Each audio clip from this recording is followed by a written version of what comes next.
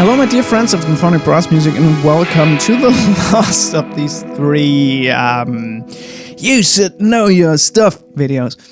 And today it's not about music theory, and it's not about audio technical things, but it's about know your tools.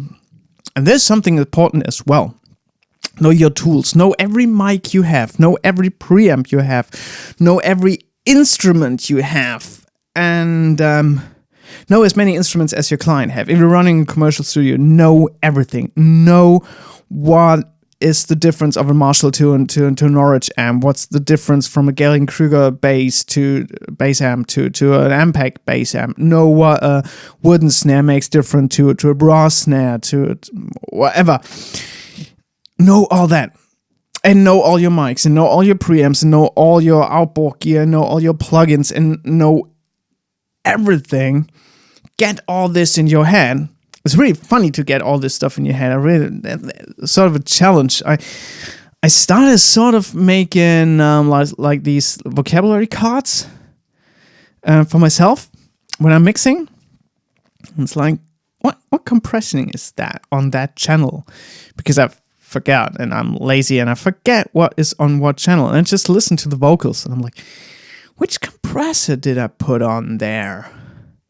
And it might be the new LA2A from Slate Digital, because that's sounding fucking awesome. But sometimes it's just a distressor. Sometimes it's the 1176 clone Slate thing. And I try to guess and try to get a sense of it and learning. But know your tools. Know everything. Because if you have a band in, or you're just recording your friend singing, and you know all your mics, and if you only have 3 mics, that's fine. That's way more easy. Know all these mics and know what they do different. And you hear the first take and say, well, that's not the right mic. So you pick another mic, you try it out, and say, well, it's way better. Thanks very much. If you don't know it, you will just record what you record on the mic you just had in hand, and it will sound okay. But maybe when mixing, you think to yourself, wow, something is missing. Something is not quite right. It's okay, but something is not quite right. And you can't EQ this, and you can't compress this, and you can't mix this. This is something the mic will have given you just by its character, which is really, really hard to get out after the fact. So if you hear a signal not sounding the way you want it to be, and you can immediately say, well, this mic needs to go in this preamp, or there needs to be this plugin on that chain to make it sound the way I want, and you're just ahead of yourself one big step.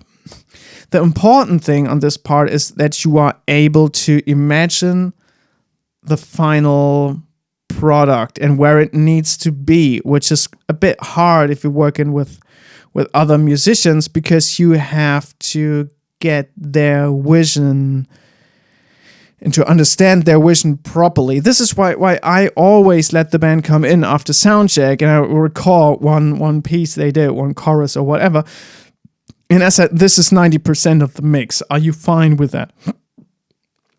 And they might want to change stuff. And I say, okay, good. I didn't understand exactly where you wanted to go. Now I know. Let's change some stuff. And that takes time, I know. But that makes your record sound better even more.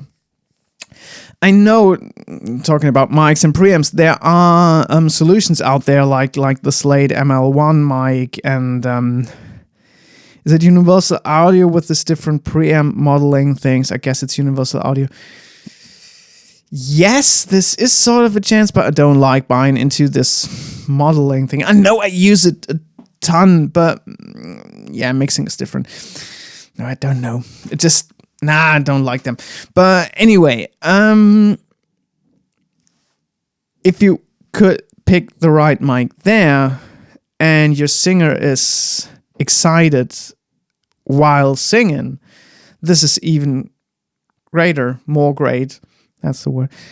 And you will get the better take out of it. So know your stuff, know your instruments.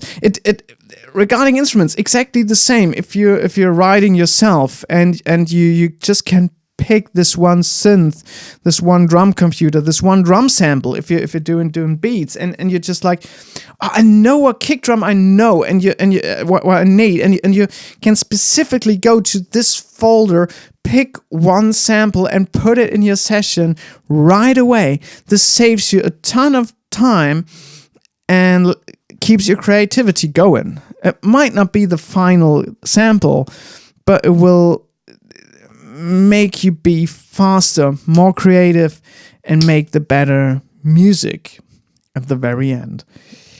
I hope this has been a bit helpful for you.